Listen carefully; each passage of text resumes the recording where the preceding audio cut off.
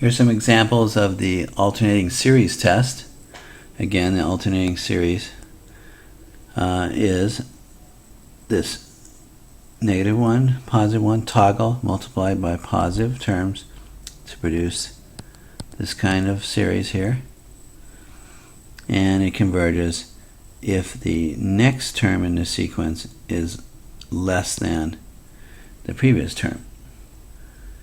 And also, the limit of the terms has to be 0. So, for example, this one right here, it toggles plus minus like this. So it is alternating series. And the ANs, since you can write it this way, are just the 1/n values.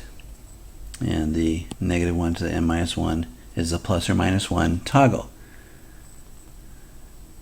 So, for the hypothesis of the test, each term has to be less than the preceding term. So, for example, is 1/4 less than 1/3? Is 1/5 less than 1/4? Yes, so that's checked off. And the limit of the terms has to be 0. Well, the terms are 1/n. They're definitely going to 0 as n goes to infinity. So it's yes, yes. Therefore, by the alternating series test, this series here converges.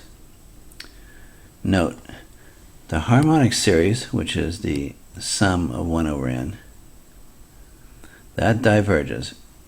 But the alternating harmonic series, in other words, the alternating version of that, converges. That's interesting. Here's another example.